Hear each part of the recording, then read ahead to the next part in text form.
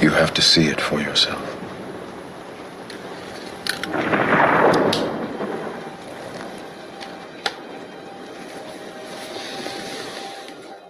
This is your last chance. After this, there is no turning back. You take the blue pill, the story ends. You wake up in your bed and believe whatever you want to believe. You take the red pill, you stay in Wonderland, and I show you how deep the rabbit hole goes.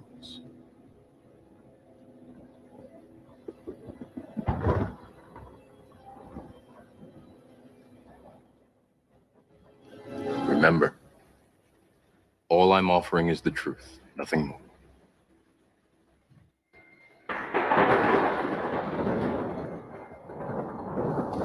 Follow me. Welcome. Hey, BP. Hey, Mike. Well, we're going to get weird tonight. Why not? It's Saturday. We're going to talk about the untimely death of Mark McClandish, sleeping monsters, transhumanism, bio-digital convergence, and we're going to have a Bigfoot update, along with some other weird shit. And you may say, Dennis Lee, exactly why do you do this? Well, because you popped that red pill, baby, and this is Tall Tales in the Rabbit Hole. That's what the fuck we do. Yeah, baby. Let's get it.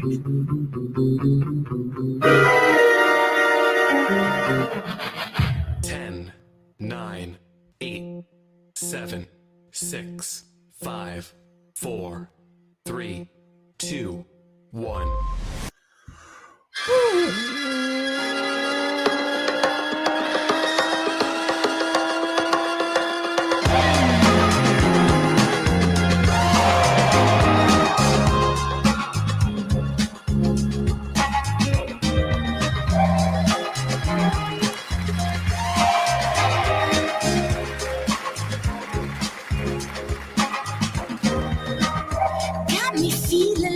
Drop in the sand, like a worm in the storm. A hungry hunger inside of me. I can't be reborn. I'm a monster, spreading hate, stealing time. I'm a monster, laying beds when it's cloudy. Oh, pilgrim inside of me. Tell me, what's my remedy? I'm a fraud, call me a liar, a true psychopath. Don't love me. Yes, it may sound familiar. I don't know if that's actually been on the radio station. It may have been somewhere. For this song called Psychopath by Blood Red Sun. Able to use that off a site that I actually pay for, so I don't have to worry about getting sued quite so much. Which I didn't think would be a problem unless you were making money off this shit, so. But hey, you know, we want to make sure folks get their money. So, oh well, BP, I don't know. Allegedly. I don't want to throw any stones. But how's everybody doing tonight? I hope doing well. Whether you're at work or at home or out and about, whatever you're doing, I hope it's something good. Or it will be good. How about that? Throw boulders. Whoa there. Chunking boulders. Rolling the cabbage. Yeah. No, I hope everybody's having a great Saturday. It could be Sunday for some people. Hell, I don't know. All I know is that we're just gonna get weird. That's all I know. Mike says I read about music and podcasts, and it's about 100% just got to educate people. Well, I know that there's for music that's 70 years old or older, you can usually get away with it without being sued because it's been out there long enough. I forget what they actually call it. There's a legal term for it. And there's another one that's called, it's not called ease of use. It's called something else, to where you can play 30 seconds and generally stay out of trouble. Because if you ever listen to, NPR, anything like that, you can time it out, and a lot of the tracks that they use for the intros and fillers and stuff like that are about 30 seconds. Look at the big brain on Bragg. I like it, Mike. Only applies to Section 230 Media Com. Okay, well, look, as long as they don't get sued, that's all I'm talking about, because they can try all they want. They're not going to get shit. So, podcast has no application. Well, good. I know that I did one of those radio shows that I like to do every once in a while. They're music shows, and I think there was a couple of countries that actually shut it down and would let it be played because a couple of the tunes came up on their list. But I'm like, yeah, whatever. Just get over it. I mean, can't we all just get along? So, but that's why you'll notice on like Trice Talk has gone to, Donald Wayne has gone to using this type of music as well instead of the original tunes, because we just want to make sure we don't get shut down more than anything, not as much sued, just not muted as we did on Facebook Live because of the one song that we did. Individual and free speech protection and individual proponent. I got you, Mike. I got you. Appreciate the insight. Let's see here. What is this? Okay, there we go.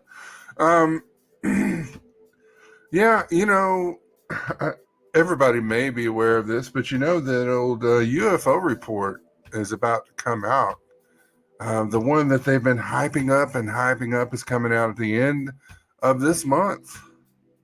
And who knows what it will contain, my friends. We can only hope that it will shed some light, but I feel like it's not going to tell us anything more than we already know, that the truth is out there. Some redacted, regurgitated version of what people saw, and that's not information. That's not any information. Yeah, exactly, Mike. How much crazy are they going to throw at us? Yeah, indeed.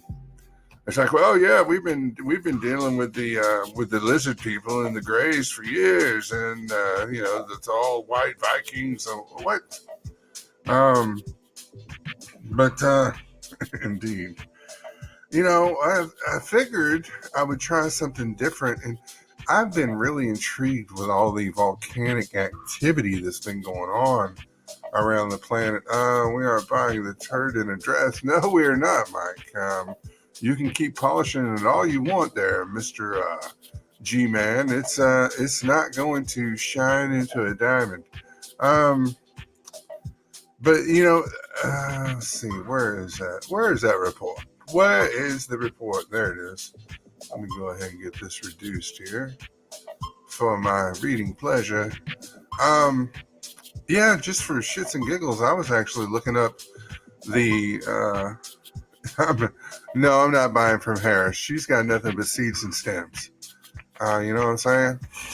She's, obviously Snoop Dogg doesn't like her that much. So, especially since she threw out that, she was listening to him back when she was in college, but she wasn't even playing then.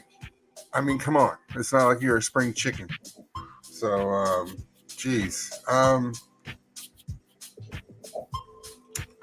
Yes. So I was looking at this list, and you can go to the Global Volcanism Program, and this is off of the Smithsonian Institute. It's got a webpage dedicated to active eruptions for volcanoes, and I was interested in that because it seems like we've had a lot of eruptions lately. And I was like, well, damn, how many have we actually had? And really, for this year, we've only had 5 eruptions, which, you know, I just swear that it seems like we've had a lot more. We've had one in France at Piton de la Fournaise. We had one in Russia at Kerminsky. One in Iceland that I dare anyone to say the name. I'm just going to call it KT. We had one Semisopochnoi. I think this one's out in Alaska. We've had one in Indonesia. But looking at this list, and you'll be able to see it, I'll put it on Twitter. It's interesting because you can go down, and this is all active volcanoes, and you can see when the eruption start date was. And I'm going down the list and I'm like, okay, yeah, 2020, 2019, 2018. Well, you get all the way to the bottom, we've still got a volcano erupting that had its first eruption back in 1774 on July 2nd.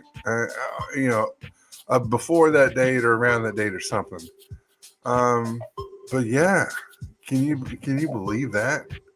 Then the next one after that would be 1922 in Guatemala, 1933 in Indonesia, and 1934 in Italy, which is funny because that one is called Stromboli. Is there anybody like a good Stromboli? You know who is on the UFOs? It's Spock, and he's going to take over for Fauci. You know, old Leonard Nimoy, that would be great, wouldn't it? If we had someone like Leonard Nimoy, who's Dr. Fauci, and actually was in full Vulcan regalia with the pointed ears and everything, that would be so much more enjoyable, and could probably be a lot more credible too, because he would have no expression. He'd be like, well, you got to take him serious. The dude doesn't lie. I mean, he's got the ultimate poker face. Yeah, kind of fishy. Kind of fishy, Mike says. I agree. I definitely agree. But yeah, you can see that eruption list on the Twitter feed once I post that on there. And also going along with that, there's an actual. I was looking around at the earthquake list to see if there's been any earthquakes that we might have to worry about in the United States. It's just a bunch of noise. Yeah, fog your boundaries. That's what we used to call it in high school, but it was something completely different, Mike. It looks like one of the most recent earthquakes was in Quinlan, Oklahoma, at a 2.8 on the Richter scale. And if you drill in on Google Earth down to Quinlan, Oklahoma, there's not shit around it. So I don't think anybody's got to worry. That actually happened not too long ago. I know that old Google Earth, no telling who you'll see in that. It would be nice to go out in your front yard tomorrow and just do a stupid pose, and do several of them. And then, I guess, you could be featured on Google Earth. Cause you do kind of, and you go back in time. Yeah. On Google Earth, because you'll look at pictures of like the house you're living in now, and it'll show you a picture from 10 years ago. Here's the most current picture from Google Earth. Well, that's really not current. Hey, Pink, welcome to the show. Well, there was a movie, BP, called Eruption. I mean, is it John or Jimmy? Yeah, and just an app. That's it. And then again, so the other one was a 2.6 on the Richter scale in Oregon. And I drilled down into one in Oregon there too. And it's not near anything either. So, I was thinking maybe it might be near one of those occupied zones in Oregon, but this is out in the middle of nowhere. Maybe a couple partiers out there. Whoa, dude, quit shaking the place. But I don't know. I like keeping an eye on those. Propagation. That's funny you brought up the number 10 and Richter scale. I was reading on the USGS site that they say that we literally couldn't have one at above a 10 on the Richter scale, because essentially that would mean that fall line that circled the Earth, and the Earth would, they said at 11 would mean that the Earth would just split in two. I mean, that'd be a wild event, would it not? So they're saying like cap is 9.5. I don't know. And let's see, there are tectonic plate fault lines that are dormant that can, even in Florida. Yeah, exactly. I'm actually looking at the lines right now on our good old US today, and well, they don't show it right there in Florida, but it's close.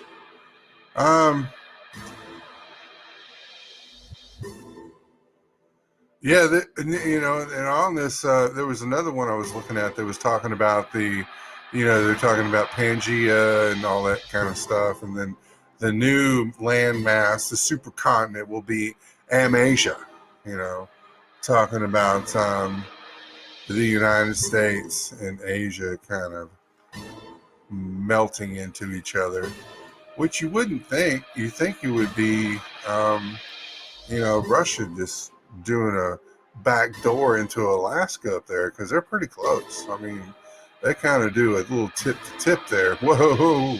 I mean, allegedly. Anyway, so that would be weird, wouldn't it? To be, looking out your back door right across the pond there, and there's the Ruskies on the other side. It's like China's starting.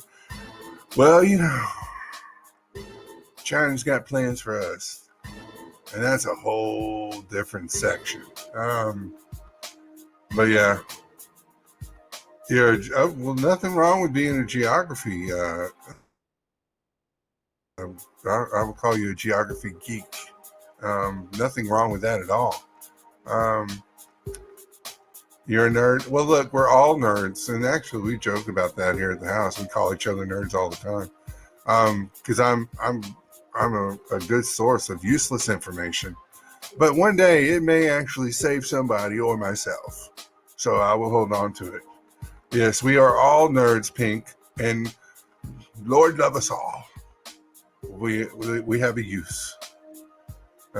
It's right. That's right. You never stop learning, and our mind is just one big sponge. One big sponge. I believe, anywho. They need a new nerd movie.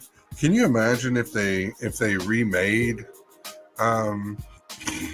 the old Revenge of the Nerd movies?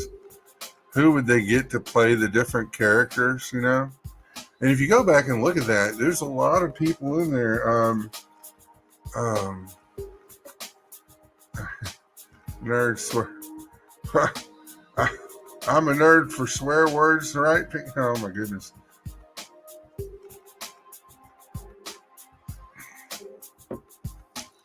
Yeah, it was John Goodman. That's what I was thinking about. John Goodman, who was actually in Revenge of the Nerds.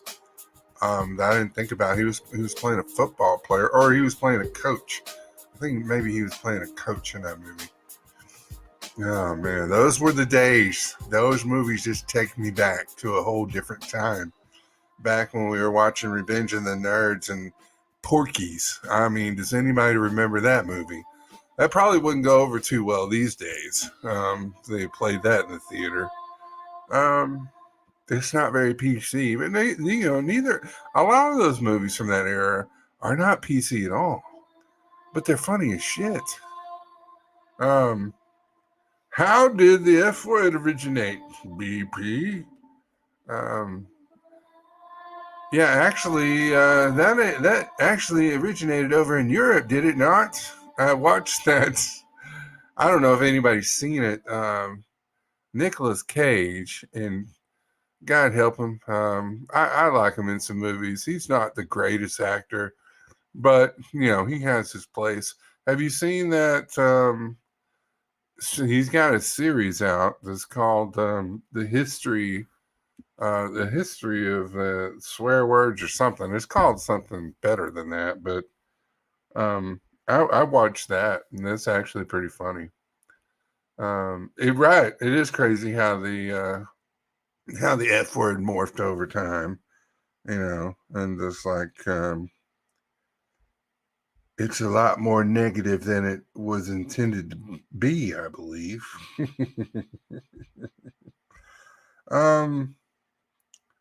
Let's see. There we go.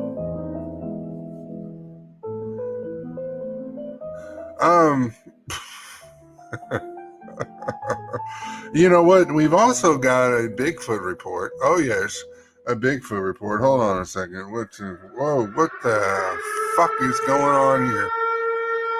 Jeez. Hold on, people. Hold on. Oh, that's great. Global News Alliance. Welcome. I know. I think someone's starting off the purge. And it's part of the HOA around here. I keep telling them, you know, I don't see that it's necessary here. But let me holler out the window real quick. Hey. Yeah, not tonight, buddy. Not tonight. There we go. Thank you. Jeez, I swear. Where were we? So rudely interrupted. People always trying to decrease the surplus population. Are there no workhouses?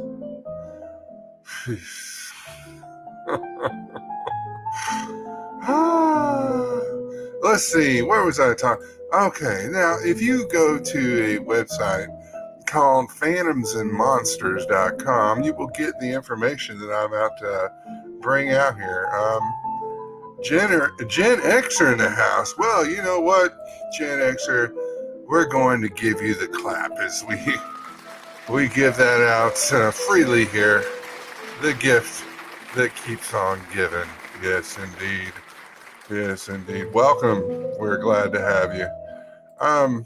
But like I was saying, phantoms and monsters. So there's been some recent reported Bigfoot sightings and encounters, my friends, as of Thursday, June 3rd, 2021. Thank you for sharing the show. Recently reported Bigfoot sighting. 4, as a matter of fact. And like I said, this is from phantomsandmonsters.com. So it says, the one report says, I live in the southern Missouri, way out in the boonies. One night I took our dog out before bed, about 100 yards from my back door. There was a strong odor of rotten eggs lingering through the woods. I didn't think nothing of it. I mean, you know. Then all of a sudden my dog, who I had on a leash, almost dragged me across the fucking yard trying to get to the back door. Oh no. Oh cool. That's cool, BP. We used to dig those. I'll get on that in a second though. Now keep in mind, my dog is a 100-pound pit bull and not afraid of anything.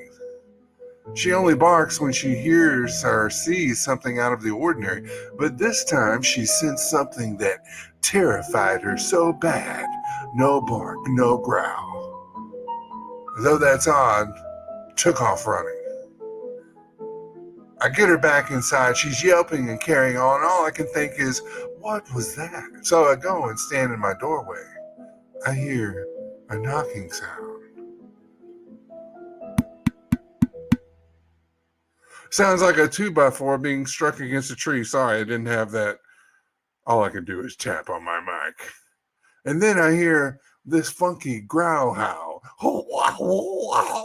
I don't know. Maybe it sounded like that. could be that I've never heard before, they said. Then I hear the sound of something running through the woods. Away from me. I will never forget it. Didn't really believe in Bigfoot, but after that, kind of made me a believer. That was from JS.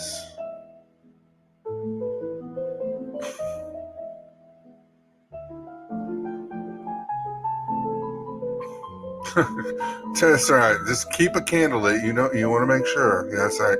And we've got another one. Oh, there's 4. So that was just one of them. That's what I'm trying to do. Yeah, there we go. War of the Worlds. As everybody's freaked out. Oh my God! Did you hear what that? Oh no! So this next one was, I was living in the Northeast Oklahoma in Osage County back in the 70s, dude. I was a junior in high school at Charles Page in Sand Springs.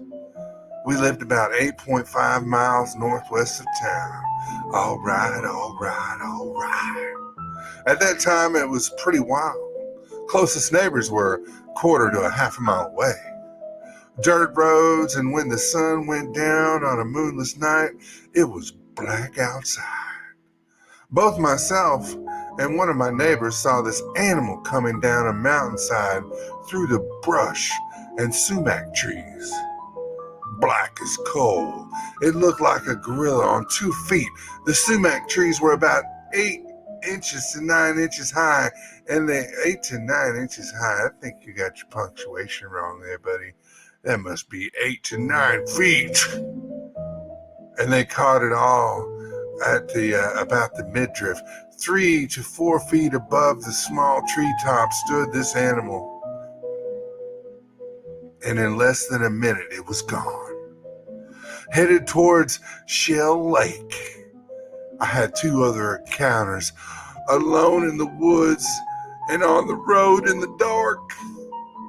This animal is real. I'll take a polygraph to back up my story, motherfuckers. I'll do it. And that was from RD. Lord, it sounds terrifying.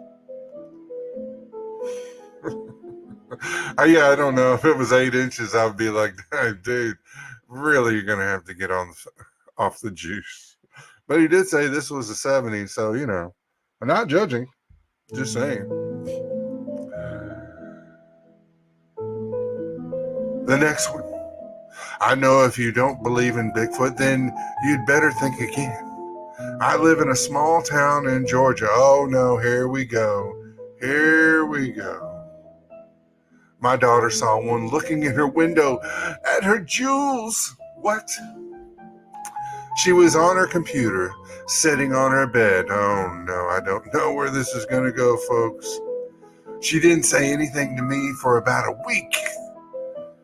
As that week went by, I'm beginning to think that something had been lurking about outside the house. Yeah, that's probably that kid down the street again.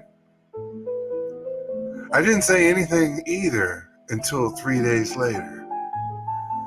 We saw it at the same time while sitting at the kitchen table drinking coffee. It was about the size of a human, hairy, and was headed towards the carport. It was a brief sighting and seemed to suddenly vanish. We recently moved here from Central America, and this small town is a bit creepy. Well, welcome to Georgia. I'm glad you made it. Lots of wild blueberry bushes. I don't know that those are blueberries. Maybe that's the problem. Not long after, my daughter was feeding her dogs out back and saw a larger Bigfoot take off towards the woods. It was in a large patch of blueberry bushes. Again, easy with the blueberries. Not more than 2 or 3 at a time there. Jeez. Yeah, small towns can be creepy. They're pink. And that's where the 8 inches comes in. Indeed, BP. Isn't it all the time? They fall down, and then there's 8 inches. Next. I had an encounter in 1993 in Virginia, next to Lover's Leap. Oh, I don't know if this is a Bigfoot sighting. Near the Skyline Drive. I seen two of them come out. Oh, no, not just one, but two of them. Oh, they must have been going to Lover's Leap, if you know what I mean. I seen two of them come out of the woods into a field about 50 yards wide. I was way up on a hill looking down. What were you doing looking down, buddy? They could not see me. The one in front was very big, at least 7 to 8 foot tall. The other one was walking behind and was about a foot shorter. I don't know. I think you're describing a private moment there. Gotta make them somehow, BP. It's hard to think that there's only one roaming around the whole United States. The other one was shorter, so I don't know. The other one was walking behind. It was shorter, but still pretty damn big. As soon as they stepped into the clearing, the one in front turned around and let out a scream like I've never heard in my life. You stepped on my toe. It made me cringe inside so bad, I about pissed myself. I just did, buddy. It wasn't funny at the time. It seemed as if it was scolding the smaller one and waved its hand in his face as if to say, don't do that again. Well, it wasn't his hand there, buddy. Don't go judging a Bigfoot. At least that's the way I took it, he says. Welcome, Dave. Then they started across the field. They both cleared that field in just a few seconds. They weren't running, but they were walking super fast. It looked unreal. Before I had seen them, I got a very weird feeling in the pit of my stomach, and everything went silent. No wind, animals, nothing. Dead calm. And something just told me to stop and look down. Well, indeed. Exactly where they came out at, I'm not sure. They came out of nowhere. You could see into the woods pretty well from the vantage point I was standing at a couple 100 feet up the hill. I didn't see them until they stepped into the field. I didn't believe in aliens, Bigfoot, etc. at this time, so it really shocked me to the core. Welcome, you're welcome. I didn't tell anybody for years. Hell, I couldn't believe it myself. How could I expect anyone else to? The more I think about them and hear about them, I can't help but to think they are not from this planet. They seem supernatural and put off a vibe like I've never felt from anything else in my life, except for my ex-wife. He didn't say that. I just threw that in there. Oh, there you go. I've seen many animals in my life. It's one of those things you would have to experience for yourself to truly understand. And that was from EJ. Well, my goodness, EJ. He saw two of them.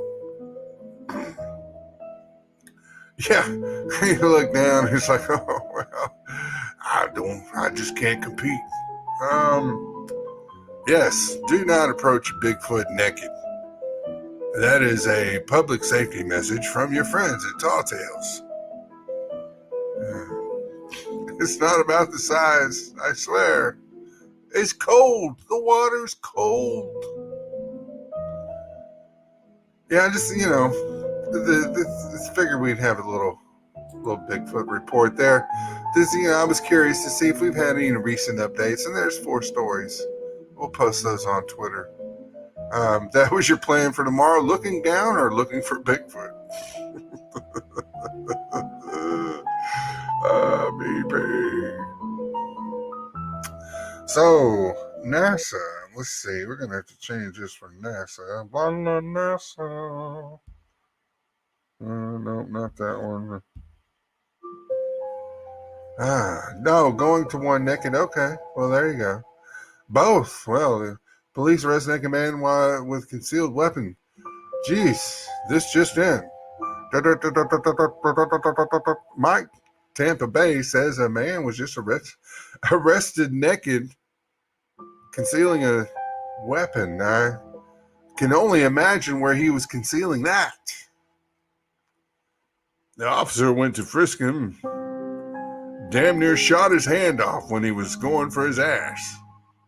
Oh, my goodness.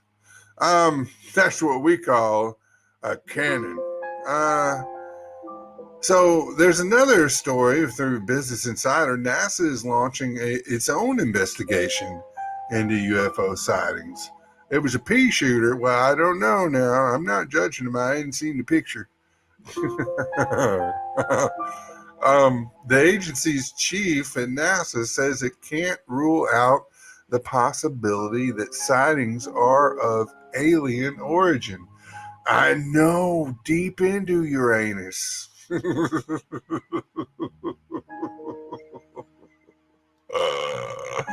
I knew it was going to come up. I just knew it. You just can't fight it. Uranus is always around. Hello, Eric. I know, BP. You didn't incite this one, so yeah, we can't blame you for that. But yeah. So NASA wants to do their own investigation ahead of what the government's, all the hype of what they're going to release here at the end of June. Yes, Pink, it was you. You get the credit for that. And actually, we'll go ahead and give you the clap. Yes, the gift that keeps on giving. Thank you, Pink Squirrel, for letting Uranus out of the bag. I knew someone would bring it out tonight, and I'm glad it was you. NASA's new chief, Bill Nelson, is setting up an investigation to further study the existence of unidentified flying objects within his first month in office. Thank you, Pink Squirrel. Can you imagine it's your first month on the job? It's like, well, Bill, what do you think your first big project's going to be? Well, you know what? I'm going to full investigation on UFOs. Yeah, I said it, bitches. Well, okay, Bill. In an interview with a news outlet, Nelson said it's still a mystery to everyone, even those at the top of the space agency. Is it, Bill? Is it really a mystery? I highly doubt it. What exactly the high-speed flying objects detected by U.S. Navy personnel are? I don't know. I'm torn between a foreign government and, aliens that might have gotten into our atmosphere and they're like, whoa. I mean, did you fall asleep again? Get us the fuck out of here. You know how hostile this place is. And they're just like, pew. Nelson said he doesn't believe that UFOs point to evidence of extraterrestrials visiting Earth. I think I would know if that were the situation. He said, what would you, Bill? You've only been on the job for 1 month. I mean, geez, come on, be a little humble. But he accepted it would be hasty to rule out that is a possibility. Let's see, what did Mike say on here? The Romans named the 5 planets closest to the sun after their most important gods. These were the only planets that were bright enough for them to see. Later, when telescopes were used, other planets were discovered. Astronomers decided to continue naming the planets after Roman gods, with one exception: Uranus. We're gonna call that planet DL. There we go. I like that, Mike. Hello, Mandy. Welcome to the show. Let's see here. We're gonna throw something else on there. So yeah, Nelson says, we don't know if it's an extraterrestrial. We don't know if it's an enemy. We don't know if it's an optical phenomenon. Nelson said, we don't think it's an optical phenomenon. Because of the characteristics that those Navy jet pilots described. And so the bottom line is, we want to know. Well, go ahead, spend the money. Why not? We can print more. Thank you for sharing the show, Eric. Yeah, right. It's like going through aliens coming through Earth. It's like rolling through a really shitty neighborhood. And you're like, whoa, we're going to have to roll up the windows and lock the doors. How the hell did we get here? Isn't anybody looking at the map? Yeah, that's why they're going so damn fast. They're trying to get the fuck out. While no normal task force has been arranged yet, Nelson wants researchers to investigate the subject in depth. And why not? I mean, what else has he got to do? It's just, it's only his first month. The chief's comments mirror a Pentagon report which says there is no evidence that UFOs spotted by the U.S. Navy pilots are of alien origin, but so little is known about them that it can't be ruled out. One possible explanation the report will propose is that UFOs are advanced technology from other countries. I mean, we already know we got some of that going on, and the government fully knows what the hell is going on. So don't treat us like we're in grade school, and and don't treat us. Just don't. We're not stupid. There's not really a lot of data, and scientists should be free to follow these leads, and it shouldn't be stigmatized. Jackie McGinnis, a NASA press secretary, told CNN. Oh, okay, well, I guess we just circle back around to that. Miss, we do like your lager, your beer there. It's always a Guinness for McGinnis. In high school. I hear you. But yeah, it's just funny that we had to wait. There's such a buildup, such a big dramatic buildup to the blockbuster summer release of the UFO report. I think we're going to be highly disappointed at what they actually give us. And, it's like watching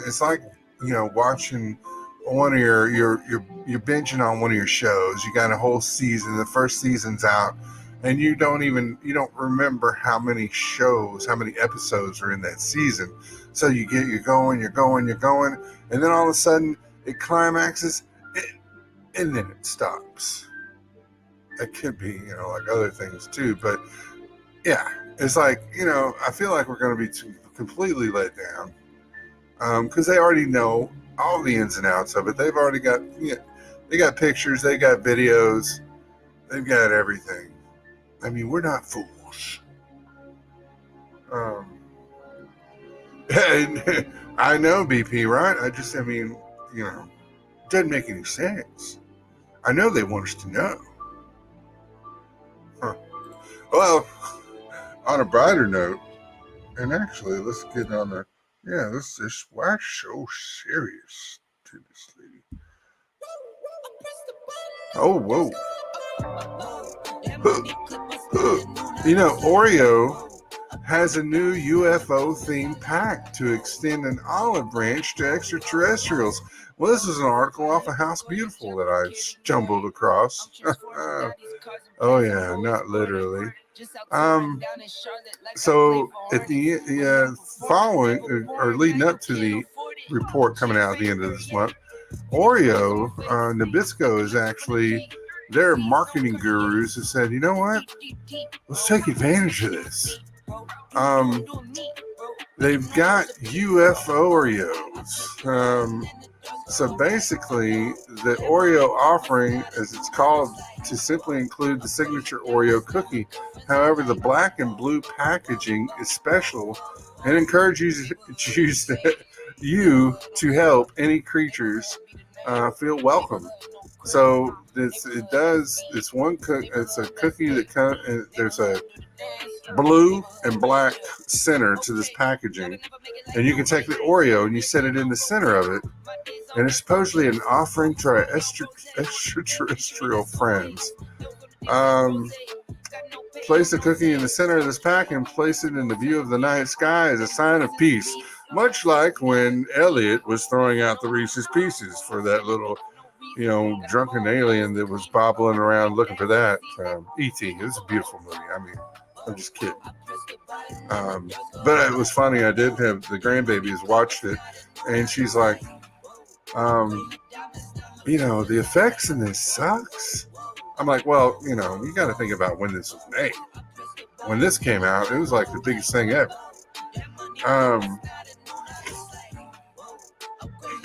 There you go, Mike. Oh, man. We're using those big words on us. I know a couple of us got foisted the other day. I mean, really.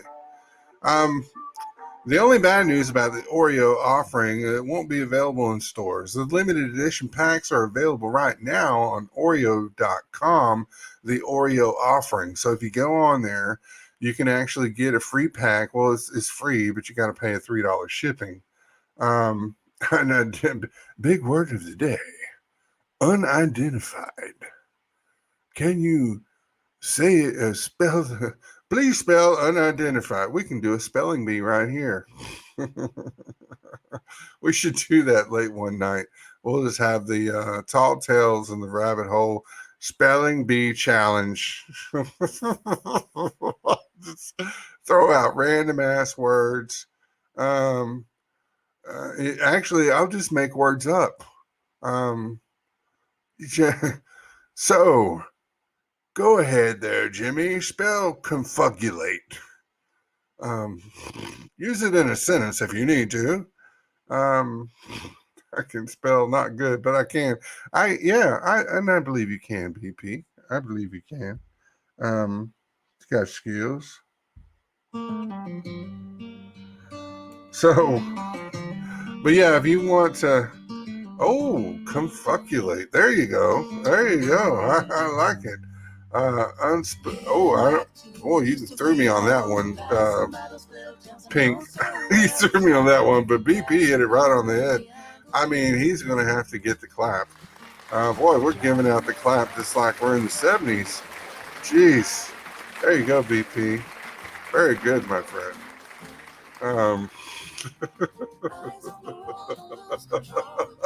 I know. Well, it's a gift that keeps on giving, BP. You can never get enough of it. So yeah, if you want those Oreos, hey, Crackaway, welcome. The packs aren't free. They're free, but it'll cost you $3 for shipping. So it'd be cool to get one. And I mean, it's an Oreo, so it probably will never go bad. And you can just hold on to that pack. So when the aliens do come down, like, hey, dude, I got you this special Oreo, man. We didn't come here for that shit. We're eating your brains. And you're done. Yeah, so I thought that was something.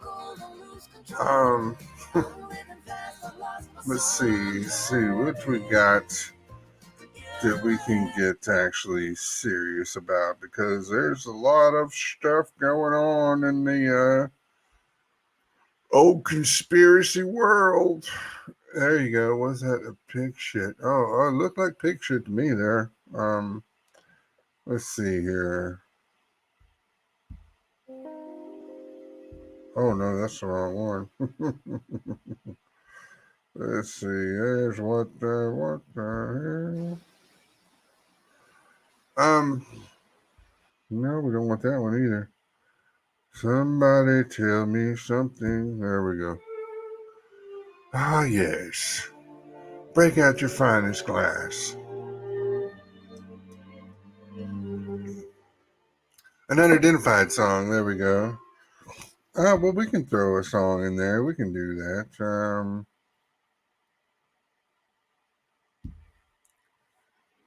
There we go. So there's a story, and these last four stories are out of realpolitik.com, and I put all the articles and websites that we use on Twitter, so you can take a look at them yourself. You make the call. So the sad and mysterious death of UFOlogist Mark McClandish, and this is by Joseph P. Farrell, PhD. It says we lead off this week's blog with a story I did not want to write, much less even hear about. And the story is already a few weeks old, but only now does there appear to be enough information to justify a blog about it. A few days ago, my friend and colleague Walter Bosley asked me if it was true that Mark McClandish had died. I responded that I didn't know, but a short search revealed that he had. But the details were sketchier than they are now. This hit uncomfortably close to home because having known about Mark and his UFO work, particularly in regards to the vehicle he made famous, the so-called alien recovery vehicle, or sometimes alien reconstruction vehicle, an ARV. I first met him when he was a fellow speaker at the 2014 San Mateo Secret Space Program Conference. His presentation was on that very subject, and the details he disclosed were of great interest to me, because many of them dovetailed with my own speculations about the hidden physics and technology. One can imagine that when I heard of Mr. McClandish's death a little over a month ago, I was saddened and immediately suspicious. One of the things that he talked about during his talks at the conference was how complicated and difficult his life had become since entering the UFO field with his detailed drawings. Also present at the conference was Robert Morningstar, who was also a speaker, and who has now gathered and presented the following information.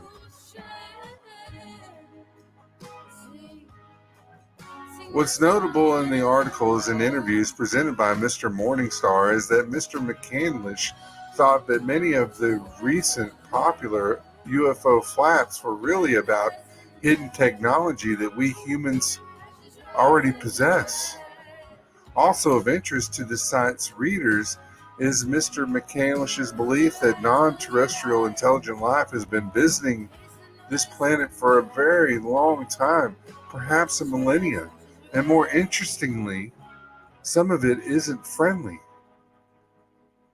A view that accords in some aspects with my own regarding the assumed friendliness of the alleged visitors. And that, I can only imagine not all of these folks that come down are going to be just, we just come down in peace and, we're going to give you this and you give us that. No. I imagine they may come down with a little bit of arrogance to them, but hey, so we'd play a song by the the group UFO. There you go. Me love this planet long time. Exactly. So let me take you dance. As for the human basis for this alleged hidden technology, McClandish also believed that there was a vast underground infrastructure supporting its development and maintenance. Again, a view that accords in its broad outlines with my own speculations. And books on the vast underground networks of secret Nazi research during World War II, and the extent of similar known underground facilities that I briefly reviewed in some of my books, he says. Most notably saucers, swastikas, and psyops, and covert wars and breakaway civilizations. Thank you for sharing the show, Eric. As one continues reading the article, one comes to Robert Morningstar's editorial comments, where we are informed of the following. Mark McClandish died on April 13, 2021, in his home in Redding, California, of a shotgun blast to the head. Shasta County Coroner's official report cites his death as a suicide from a self-inflicted gunshot wound. I'll definitely play the Uranus song. Since Pink is so willingly brought it up already, cheers to you, Pink. Here's, take a sip from. I'm holding my beverage up to you.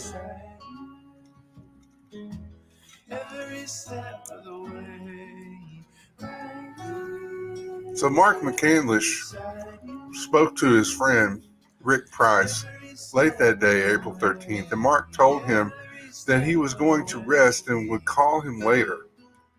Mark also spoke to his girlfriend later and told her that he would speak to her when he went to work at her animal shelter. When Mark did not show up for work and he failed to call her, Mark's girlfriend, who had a key to his home, went there to look for him and found his body dead from a gunshot wound to his head. A colleague of Mark McClandish, a member of the UFO SSP disclosure group with Mark McClandish was associated, wrote on May 10th, regarding Mark McClandish's suicide with shotgun blast to his head. He was going to testify for Senate UFO UAP meeting in June. His testimony would have destroyed the "we haven't made much progress" narrative. Also, the one who showed the Tic Tac was actually USAF SSP drones. That would also destroy that narrative. Came out and reversed and said he made it up. Mark probably didn't go along. It's an agenda. It's complicated for sure. Robert D. Morningstar, editor-publisher of the UFO Spotlight, a friend and colleague of Mark McClandish since the June 2014 Secret Space Program Breakaway Civilization Conference that was held in San Francisco. And Rick Price, a close friend who was one of the last people to speak with Mark, find that conclusion dubious, doubt the official story, and reject that conclusion. He was about to blow the freaking whistle on somebody, on the whole sham. Finally, it has been reported by one official that several federal agencies are investigating the death of Mark McClandish. If Mark's death was, in fact, just a suicide, the editor asked, why should further investigations by multiple agencies of the U.S. government be necessary? Wouldn't that be the end to the story? Exactly. Oh, well, very good, Eric. And let's see, Pink, what did you say there? The Bible reveals that a large number of beings that did not originate on Earth and who are keenly interested in the affairs of mankind. But these beings are not alien beings from other planets. They are spiritual beings who are evil and attempting to use deception and lying wonders to deceive mankind. Their goal is to thwart the will and plans of God, the Creator, in the physical universe, and it lives in it. There you go. And non-physical, they are both with their own agenda. Yes, Mike. You may call in to do a show later in the show. Yeah, we'll see where we get. We'll keep track of that, Eric. Thanks, sir. Yeah, it's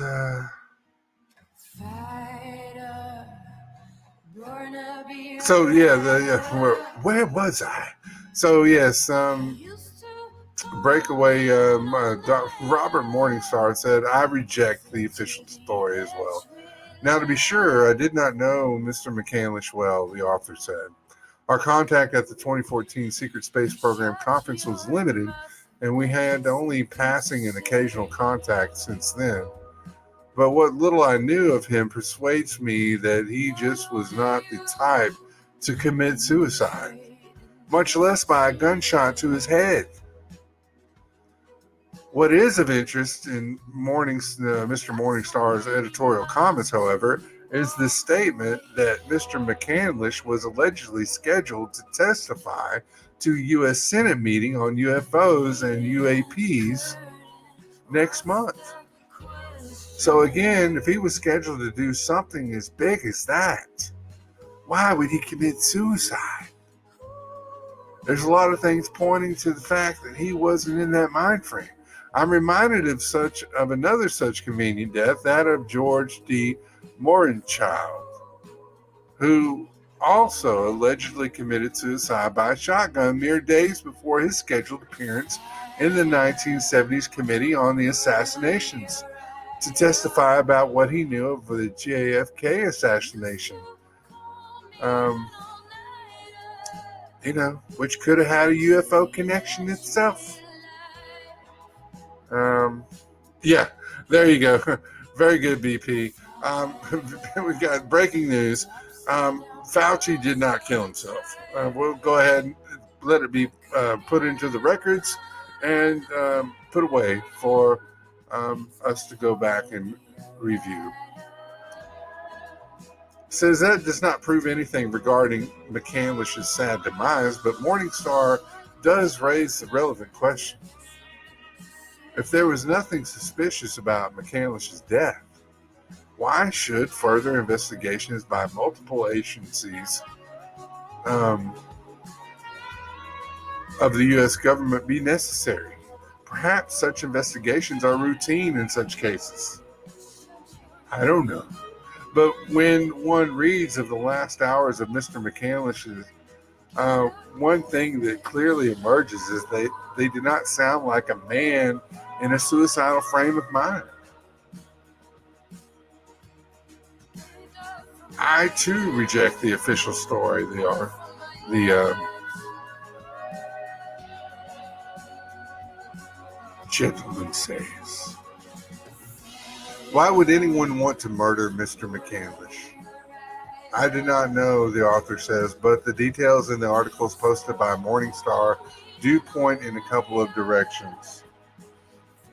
That underground breakaway civilization itself, anxious to keep its secrets, and another peculiar detail that is revealed in the article, namely McClandish's belief that he had been in contact with someone claiming to be an extraterrestrial among us in a human biosuit, in disguise, as it were, and reminiscent of the old science fiction television series V. And it was for victory, not for what you're thinking, BP. And its more recent remake, and McClandish's statements that telekinetic murder, for want of a better expression, was not only possible, but that it had been carried out on North Korea's previous leader. What is odd to contemplate here is that the first of these alternatives is the one where there are the most publicly known details. It is the last two that are of the greatest interest. And had McClandish come into possession of details that tended to corroborate either one of them, then there would be powerful motivation by the parties involved to keep those details secret. Indeed, I've speculated many times about the second possibility, and the claims about the third have been echoed by other people. So the bottom line for me is, once again, I too reject the official story. So, this guy was scheduled to blow the whistle. It has some major information to bring to the Senate committee, and gone, gunshot to the head. I don't know. It's amazing how that happens. I almost thought Hillary was involved. Whoa, easy there, Dennis Lee.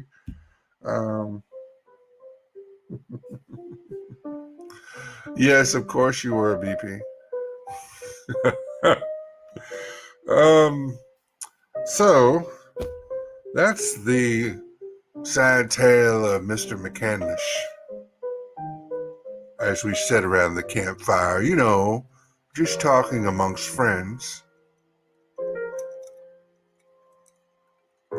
Yes, please go pee out in the woods, not around the campfire. Hey, Colorzone, welcome. Let's see, Mike's demons can temporarily manipulate time, energy, matter to produce what appears to be physical objects. This can suddenly appear. I believe it. Hey, McCann. Hi, howdy.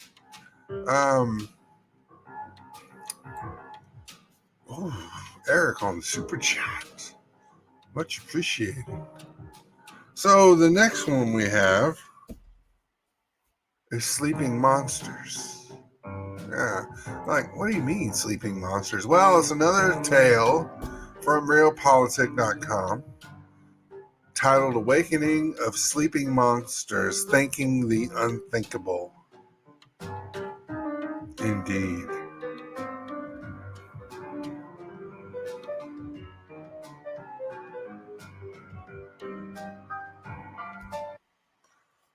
Well, so it's more likely to be real, I guess, than it's left to be everybody, but I must share opinion. That's right, Mike. Look, we're all friends here. No one's right and no one's wrong. Who knows what it will actually be when it all shakes out? Hey, Miss Torch, welcome. So as much as it might cause us a fair deal of displeasure, and even an upset stomach to consider such ideas as the hold eugenics has on our presently troubled era, I believe that ignoring such a topic really does no one any favors in the long run. The author says, this is especially serious as leading World Economic Forum darlings like Yuval Harari flaunt such concepts as the new global useless class, which artificial intelligence, genetic engineering, automation, and the fourth industrial revolution is supposedly ushering in. Well, thank you. Stick around. It's always something weird. Other Davos creatures like Klaus Schwab called openly for a microchipped global citizenry capable of interfacing with a global web with a single thought, while Elon Musk and Mark Zuckerberg promote Neuralinks to keep humanity relevant by merging with computers in a new epoch of evolutionary biology. Indeed. Leading Darwinian geneticists like Sir James Watson and Sir Richard Dawkins openly defend eugenics while a technocracy consolidates itself in a governing station using a great reset as an excuse to usher in a new post-nation state era. Indeed. If there is something fundamentally evil lurking behind these processes which has any connection to the Anglo-American rise of fascism and eugenics nearly a century ago, then let's at least have the courage to explore that possibility, the author says. It was, after all, only by looking at this ugliness 80 years ago that patriots were able to take appropriate measures to prevent a banker's technocratic dictatorship in 1933 and again during World War II. So perhaps a similar display of courage to think the unthinkable might be worth the effort for those who might find themselves in a similar situation today. 76 years ago, as the Allies were consolidating their victory over the Nazi machine, and as the Nuremberg tribunals were quickly being arranged, a new strategy was set into motion by the very same forces that had put vast energy, money, and resources into the rise of fascism as the miracle solution of post-World War I economic chaos that had spread across Europe and the USA.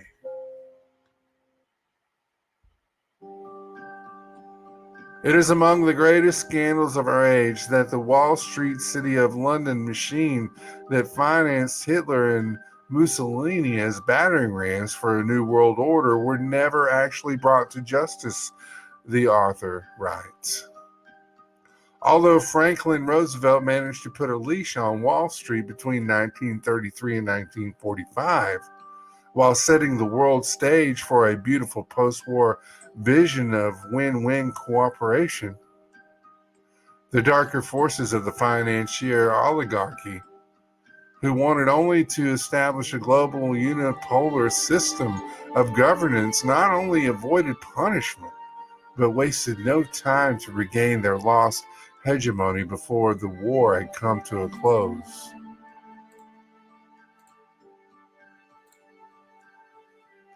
One of the conceptual grand strategists of this process was a man named Julian Sorel Huxley. Celebrated as a biologist and a social reformer, Julian was a devout, lifelong member of the British Eugenics Society, serving alongside John Maynard Keynes as secretary and later as its president. Julian was a busy man who, along with his brother Aldous, worked hard to fill the very large shoes of their grandfather Thomas, while simultaneously managing the post-World War II eugenics movement.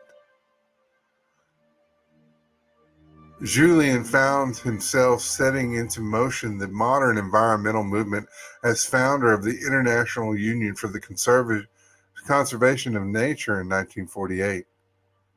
Co-founding the World Wildlife Fund in 1961, created the term transhumanism, and also founding an immensely influential United Nations body called UNESCO in 1946, which he ran as Director General from 46 to 48. The mandate for the new organization was set out clearly in Huxley's 1946 UNESCO, its purpose and its philosophy. The moral for UNESCO is clear. The task laid upon it of promoting peace and security can never be wholly realized through the means assigned to it: education, science, and culture. It must envisage some form of world political unity, whether through a single world government or otherwise, as the only certain means of avoiding war. In its educational program, it can stress the ultimate need for a world political unity and familiarize all peoples with the implications of the transfer of full sovereignty from separate nations to a world organization. This was back in 46. To what end this world political unity be aimed? Several pages later, Huxley's vision is laid out in all of its twisted detail. He says, at the moment, it is probable that the indirect effect of civilization is dysgenic instead of eugenic. And in any case, it seems likely that the dead weight of the genic stupidity, physical weakness, mental instability, and disease proneness which already exist in the human species will prove too great a burden for real progress to be achieved. Thus, even though it is quite true that any radical eugenic policy will be for many years politically and psychologically impossible, it will be important for UNESCO to see that the eugenic problem is examined with the greatest care and that the public mind is informed of the issues at stake, so that much that is now unthinkable may at least become thinkable. That was back in 46. After the world got the chance to see what a eugenics program looked like under the full support of a fascist social engineer, it would be no exaggeration to say that it lost a good deal of popularity in the eyes of a world population still very much connected to traditional culture institutions like Christianity, patriotism, and respect for sacredness of life. I mean, geez, people.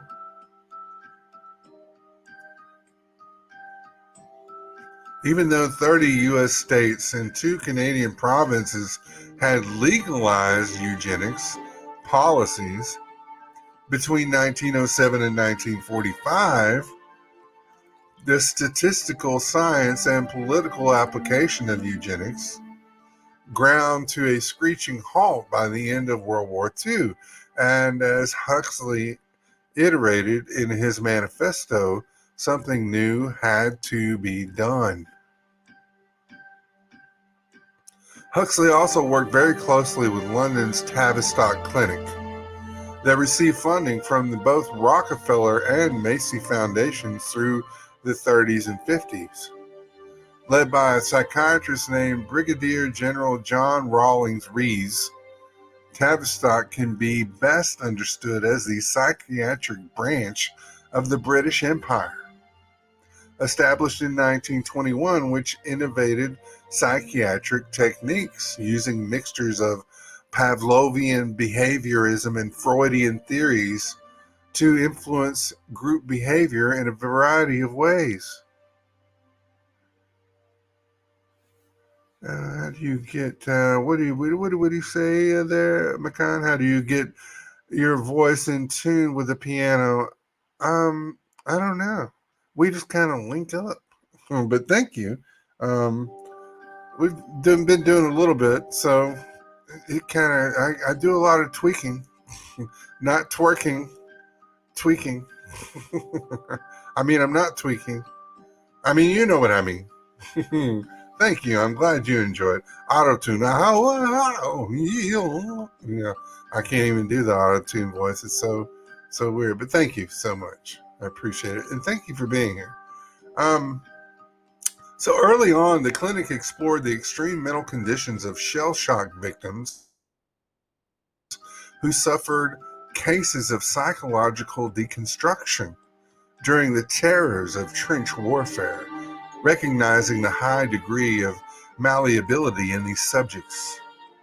As outlined by a brilliant 1996 EIR report by L. Wolfe, the idea behind Tavistock's way was always driven by a goal to figure out how the brain might be depatterned and deconstructed in order to be reconstructed anew, like a blank slate, with the hopes that this insight into individuals might be replicated later among broader social groups and even whole nations. Many of his research was applied in the form of MK Ultra within the USA and will be the subject of a future report.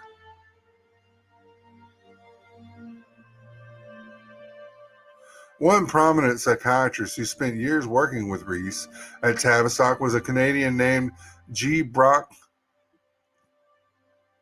Chisholm. In 1948, Chisholm founded the UN-affiliated body called the World Health Organization. I mean, a few of you might know who that is. Well, this guy had a hand in it, with the aim of promoting mental and physical health of the world.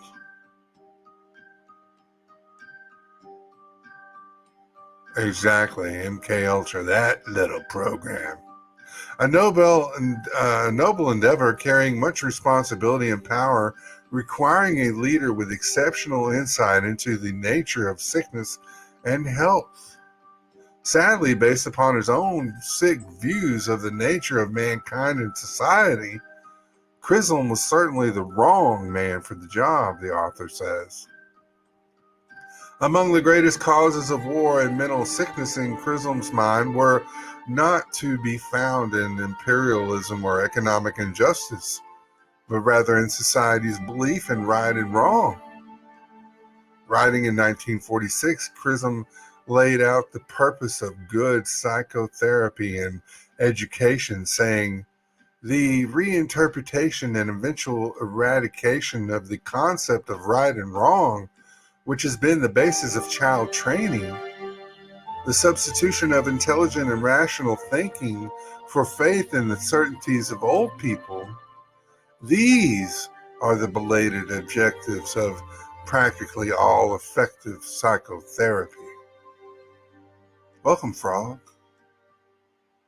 But it wasn't simply the concept of right and wrong or faith in the certainties of old people which had to be eradicated, but monotheistic religion, family, and patriotism. Speaking 8 years later, Chisholm said, "To achieve world government, it is necessary to remove from the minds of men their individualism, loyalty to family tradition, natural patriotism, and religious dogmas." Can you believe that shit? So once UNESCO and the WHO, not the rock band, were firmly in place, a third organization was created to drive the funding and the practice of global mental health. Welcome, June. As outlined by historian Anton Chaikin, funded primarily by the Macy Foundation, the World Federation of Mental Health, the WFMH, was created in 1948. The Macy Foundation itself, which was created in 1930 under the leadership of General Marlborough Churchill, cousin to Winston, I wonder if he smoked him, who had been in charge of the covert military intelligence from 1919 to 1929 in the form of the Black Chamber. His new foundation was a part of the Rockefeller machine and used as a conduit to pour money into health sciences with a focus on eugenics. The U.S. technical coordinator to the conference that created the WFMH made the new organization's origins clearly known. Nina Renor wrote, "The World Federation for Mental Health had been created upon the recommendation of the United Nations World Health Organization and UNESCO because they needed a non-governmental mental health organization with which they could cooperate." Cooperation, that's a word I don't think that they have in their vocabulary. And just who would become the first Director General of the WFMH?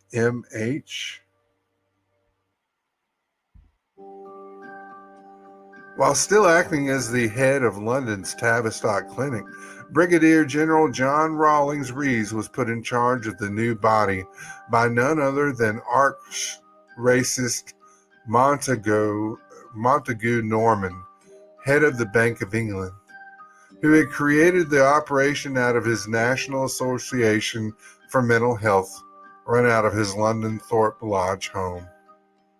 Describing this strategic battle plan to reform society, Rees said, "If we prepare to come out in the open and to attack the social and national problems of our day, then we must have the shock troops. And these cannot be provided by psychiatry based wholly in institutions. We must have mobile teams of psychiatrists who are free to move around and make contacts with the local area." That's right. They sound a little confuculated right now. Hey, welcome, Rhodes. The idea of mobile teams of psychiatric shock troops was an idea advanced by leading grand strategist Lord Bertrand Russell, who had written in 1952's Impact of Science on Society. "I think the subject which will be of most importance politically is mass psychology. Its importance has been enormously increased by the growth of modern methods of propaganda. Of these, the most influential is what is called education.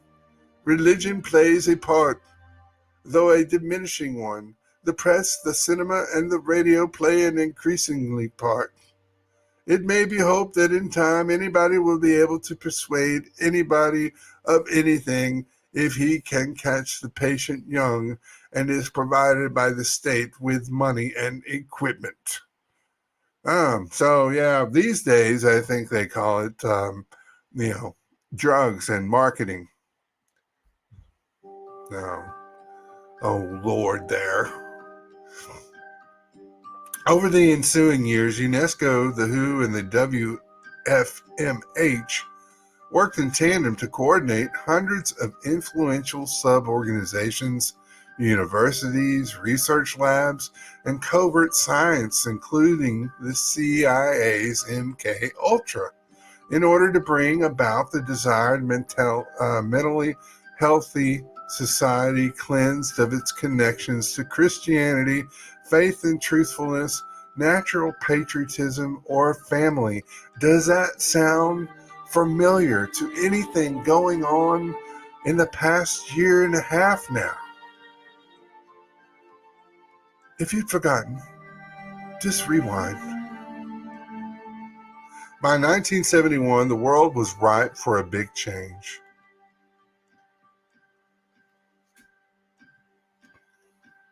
The baby boomer... Oh, hold on a second. Pink Squirrel is calling in. Let me see if I can get her here. Let's see here. Where are my call-ins? I missed you, Pink Squirrel. This new call-in thing, I mean, really. Mm-hmm. Let's leave this down, that down, that down. Okay, we'll leave that down. Sorry, Pink, I didn't get you fast enough. You can try again, though. Let me drop this down so I can see you. So the baby boomer targets of this vast social engineering experiment have been inundated by a vast arsenal of cultural warfare on every level. While LSD was spread across campuses of America, whoa, dude, I mean, I'm freaking out, man. The assassinations of Western leaders who resisted the new age of wars in Southwest Asia became the norm. The baby boomers watched as their loved ones returned from Vietnam in body bags. Not trusting anyone over 30 became the new wisdom as love of country was suffocated under the unnatural spread of Anglo-American imperialism abroad and COINTELPRO-style operations at home. When the CFR and the Trilateral Commission unpegged the U.S. dollar from the gold reserve, a new age of deregulation, consumerism, and radical materialism was ushered in, causing the baby boomer generation to quickly transmogrify into the 1980s hyper-materialist me generation. Me, me, me, me, me. Cocaine and cash. On an ecological level, a new ethic of conservationism had begun to move from the fringes into the mainstream, replacing the former pro-industrial ethic of the producer-creator society that had historically governed the best of Western civilization. Let me see, Eric, what do you say? You can click on the user in the chat and see an option to invite friends. Oh, okay. All that stuff is new. Well, Pink, I don't know if did you intend to call in, Pink, or did you just butt dial me? I mean, it's okay. Hey, welcome, Lara. So, a chief among the creators of this new conservation ethic. Yeah, I don't either, Eric. I think the old call-in way was a lot easier. Why mess with something that works? I like it when they bubble on the bobble. So, chief among the creators of this new conservation ethic would replace which replaced the idea of protecting humanity from empire with protecting nature from mankind, was none other than Julian Huxley himself. During the same year that he co-founded the World Wildlife Foundation, Huxley drafted the Morges Manifesto in 1961 as the organizing manifesto for the modern ecology movement, pitting human civilization in stark contrast to the supposedly closed mathematical equilibrium of nature. Huxley co-founded the WWF with Malthusian's Prince Philip. I want to be reincarnated as a deadly virus, Mountbatten, and Prince Bernard of the Netherlands. By the mid-1970s, one of the leading neo-Malthusians of that era, Paul Ehrlich, mentored a young protege named John Holdren, and together they produced a stomach-turning manual called Ecoscience in 1977, where the pair wrote this. Perhaps those agencies, combined with UNEP and the United Nations population agencies, might eventually be developed into a planetary regime, sort of an international super agency for population, resources, and environment. Such a comprehensive planetary regime could control the development, administration, conservation, and distribution of all natural resources, renewable or non-renewable, at least insofar as international implications exist. Thus, the regime could have the power to control pollution, not only in the atmosphere and the oceans, but also in such freshwater bodies as rivers and lakes that cross international boundaries or that discharge into the oceans. The regime might also be a logical central agency for regulating all international trade, perhaps including assistance from DCs to LDCs, and including all food on the international market. The planetary regime might be given responsibility for determining the optimum population for the world and for each region, and for arbitrating various countries' shares within their regional limits. Control of population size might remain the responsibility of each government, but the regime would have some power to enforce the agreed limits. Considering that these words were written just 3 years after. Hey, welcome, Justice. Henry Kissinger's NSSM 200 report that transformed the U.S. foreign policy doctrine from pro-development to pro-population reduction. Holdren's 1977 words should not be taken lightly. During the ensuing decades, Holdren became close friends with a Harvard-based Rhodes Scholar and mathematician named Eric Lander, who led the Human Genome Project from 1995 to 2002. Lander announced the success of the unveiling of the fully sequenced human genome in 2003, saying the Human Genome Project represents one of the remarkable achievements in the history of science. Its culmination this month signals the beginning of a new era in biomedical research. Biology is being transformed into an information science. Commenting on the potential for steering human evolution made possible by Lander's Human Genome Project and the new developments of the mRNA CRISPR technology.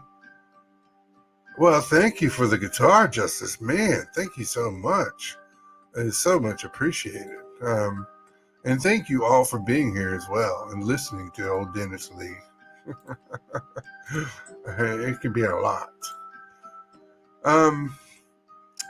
Sir Richard Dawkins wrote in 2006, in the 1920s and 1930s, scientists from both the political left and right would not have found the idea of designer babies particularly dangerous, though of course they would have not used that phrase. Today, I suspect that the idea is too dangerous for comfortable discussion, and my conjecture is that Adolf Hitler is responsible for the change. I wonder whether some 60 years after Hitler's death, we might at least venture to ask what the moral difference is between breeding for musical ability and forcing a child to take music lessons, or why it is acceptable to train fast runners and high jumpers, but not to breed them. I can think of some answers, and they are good ones, which would probably end up persuading me, but hasn't the time come when we should stop being frightened even to put the question? It wasn't long before Holdren found himself enjoying greater power than he had ever imagined as science czar and architect of Obama's evidence-based program of governance, which involved maximizing funding for green tech to decarbonize humanity under new systems of global governance. Landers worked closely with Holdren as the co-chair of Obama's Science Council and also with Whitehead Institute President David Baltimore on the creation of the Broad Institute of MIT and Harvard.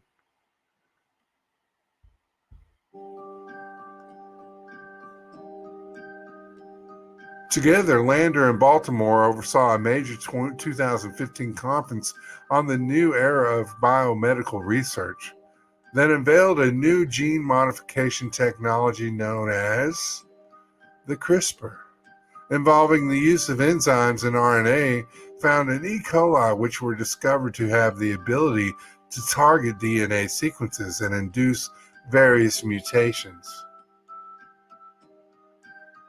While it was obvious that this powerful technology offers potential good to humanity as a tool to eliminate hereditary diseases in humans and in crops, CRISPR's incredible power to fundamentally alter human DNA forever can do unimaginable harm if put into the wrong hands.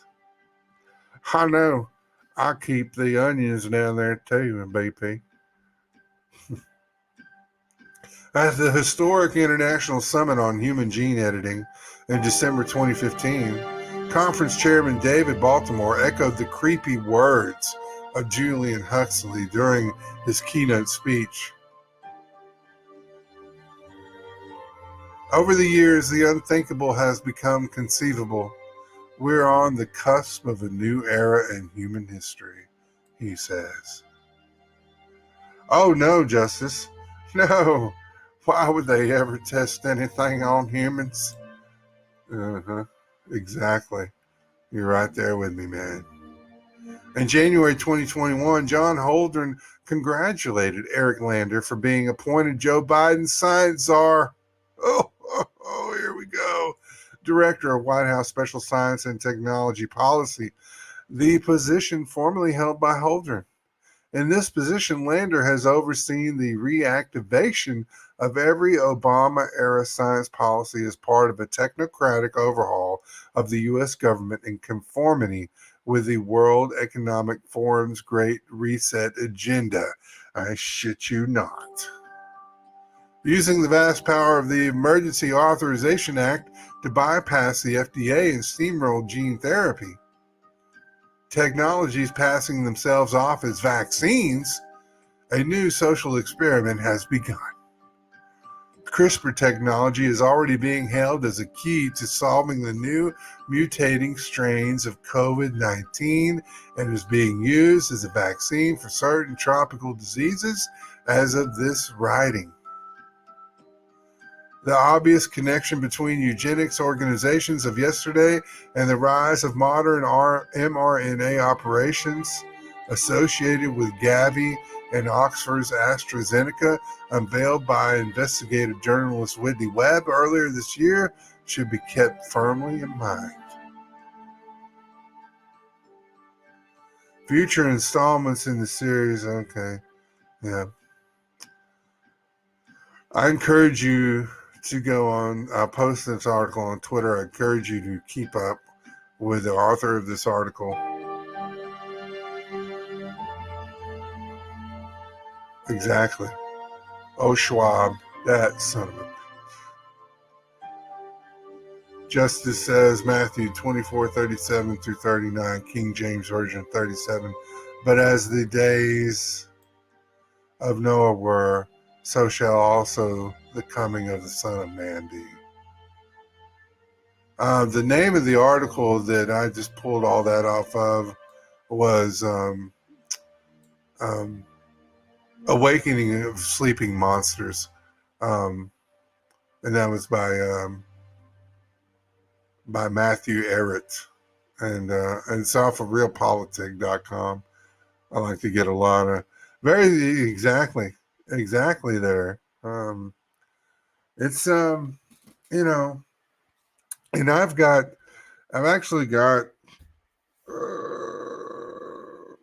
I've got two more articles, but I think that we're going to they're long enough that we're probably going to have to push those over to another episode. I encourage anyone to call in if they would like. And let's see. Hello, Mr. Kirk. Are you there? I'm doing good. Can you hear me? I can hear you now. There you are. You bobbled Well, I up. hope everybody's having a fantastic weekend. Yes. How about yourself, sir? Mine's pretty good for the most part. I mean, just sitting in the kitchen wide awake for late Saturday night, early Sunday morning. There you go. Well, it's as long as you're safe and everything is fine, then that's all you can ask for, yeah?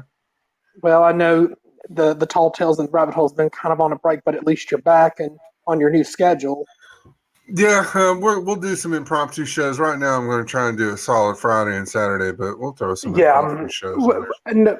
And and I know like you and Donald Wayne, I think, are going to probably be experimenting with like doing Trice Talk on Facebook Live, but hopefully y'all might decide to add, YouTube and D Live and Twitch to that if y'all decide to explore like the restream, if y'all are doing a video platform for that.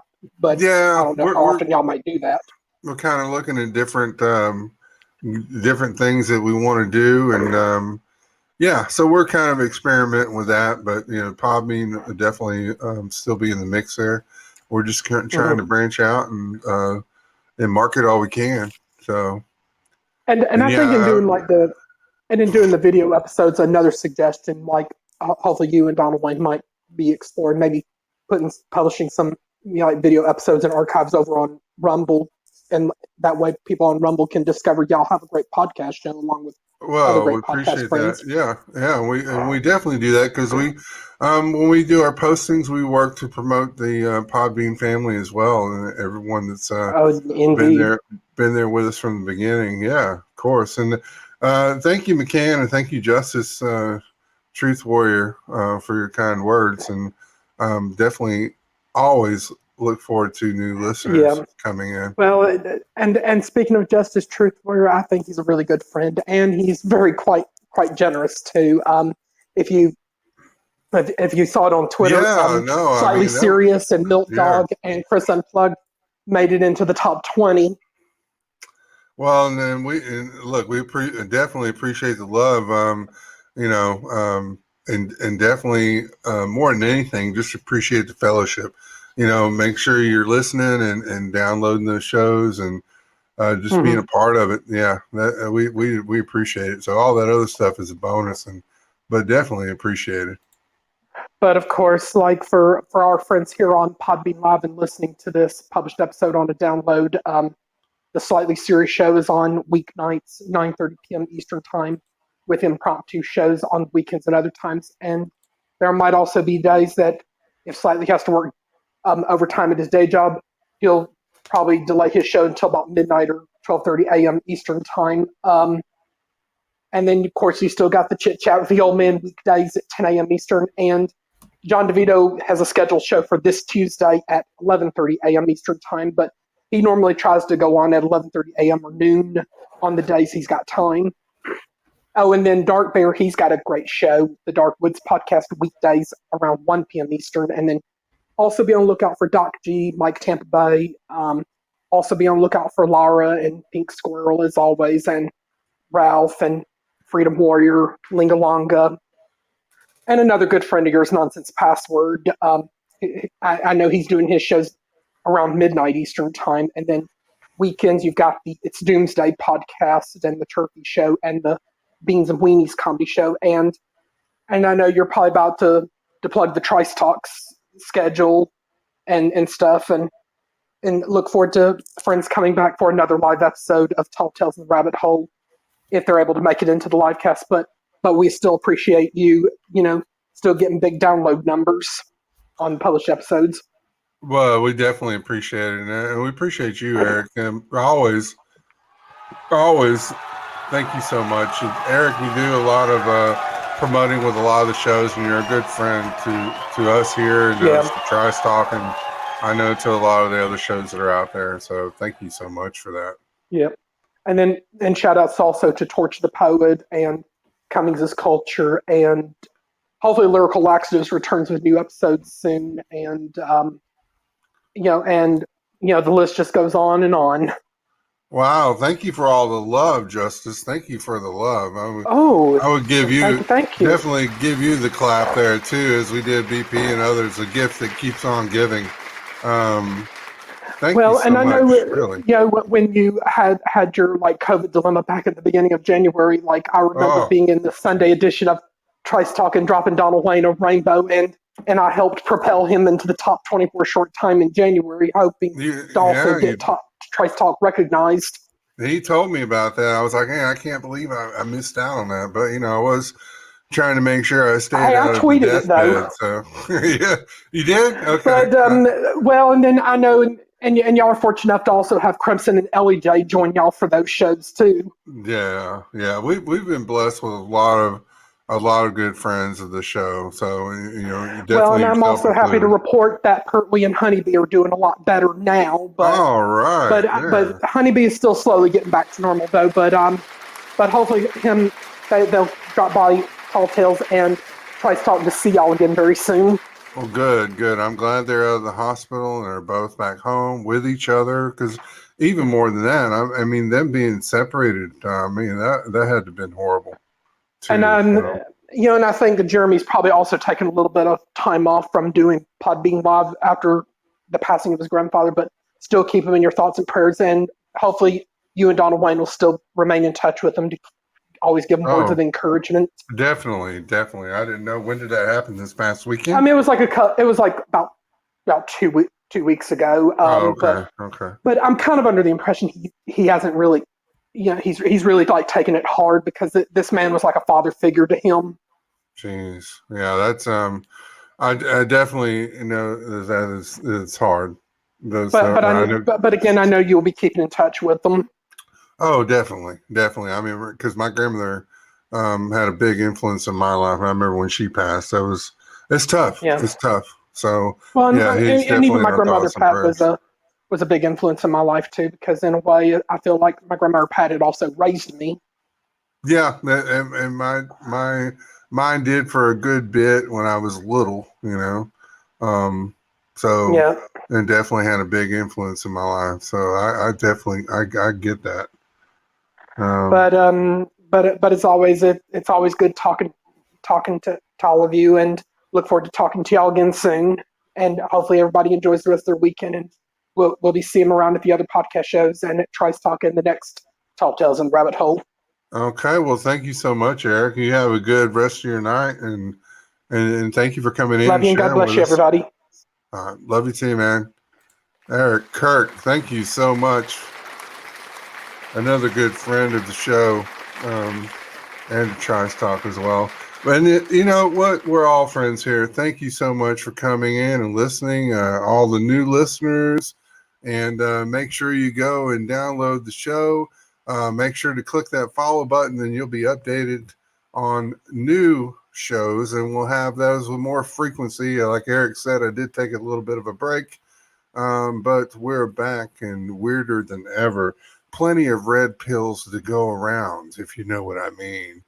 So, make sure you enjoy a lot of the other shows that are in here. MikeTampaBay, you can make sure you can post them in the chat if I forget them, but I also post them when I post the show. You see, BP's going to start streaking again. But yeah, Trice Talk, I'm on there with Donald Wayne, and we're on that show every Sunday, Tuesday, Wednesday, and Thursday at 9:30 p.m. in the Eastern Time Zone. Obviously, Tall Tales and the Rabbit Hole every Friday and Saturday at 11 p.m. Eastern. And with the impromptu shows, we'll try to throw some more content out there. It may not be a live on impromptu. We may just record something and load it. I like to do a lot of music too, so I'm working on trying to produce some more techno stuff that I can upload as well. But look, we love you. We couldn't do it without you, and we're so happy to be here and share all of our weirdness and all of its glory with you. But with that being said, remember to do everything that you do with love at the center of it. And you can't go wrong, my friend. You definitely can't. Make sure to love someone and to love yourself. And you know what I'm talking about, BP. Thank you all for being here, really. And thank you for the love. Thank you, Justice. Thank you, BP. Thank you, McCann. Thank you, Eric, and everyone that is here. Pink Squirrel, MikeTampaBay, Cortisone, Kristen, Global News Alliance came in, and Miss Torch. Thank you all. Yes, enjoy your weekend. Stay out of trouble. At least the bad trouble. And until next time, peace. Tell me, what's my remedy? I'm a fraud, call me a liar. True side, bad, oh love me. I'm lost, take your trust, yeah, that's me.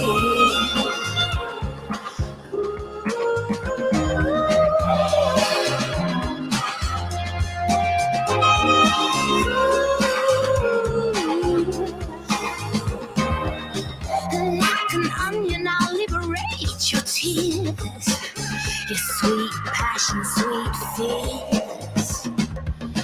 Oh, you're in good hands. They say I'm gentle, so don't be scared. I'm a monster. Every turn has its thrills. My game, my will. Pilgrim, don't let me, okay? No, I wanna be given the blame. Hold up, wait a minute, what you're talking about? Hold up, wait a minute, what you're talking about? Wanna be given the blame.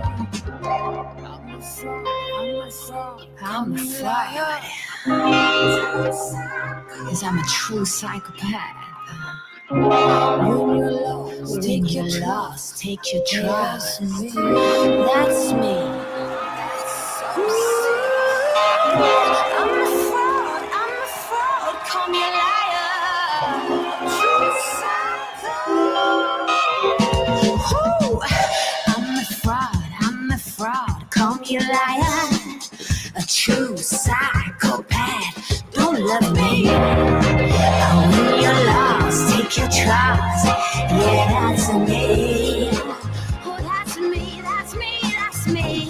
Yes, I'm a fraud. Call me a liar. A true psychopath.